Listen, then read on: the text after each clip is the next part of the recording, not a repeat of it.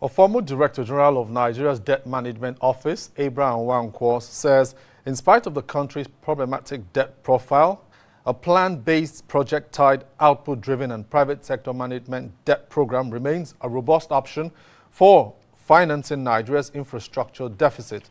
The former DMO boss said this at a public lecture in Abuja and added that the move, if implemented, will have the capacity to build out the existing debt on sustainability while improving in the long run debt sustainability.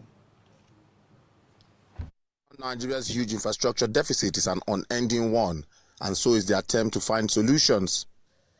Former Director General of the Debt Management Office, Abraham Nwankwo, while speaking on the realism and paradox in financing Nigeria's huge infrastructure needs, noted that financing of Nigeria's infrastructure development is an enormous task given the size of the problem and the country's dire fiscal condition.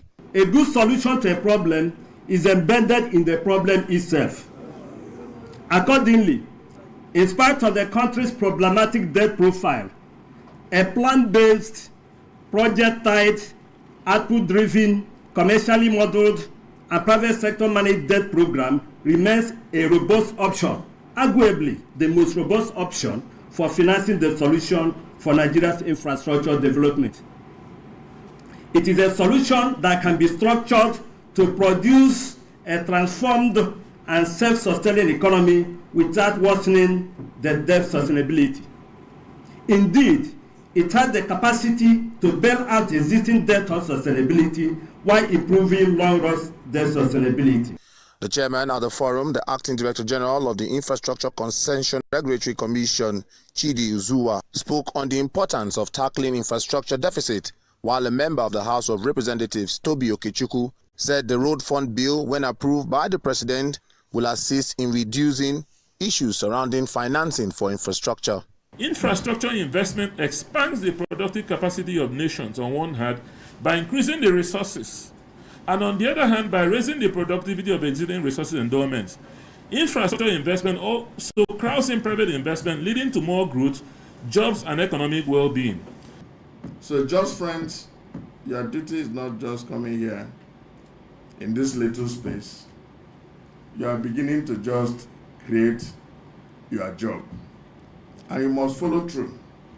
It is from organizations like this that you get the necessary enablement for some of these things to be done.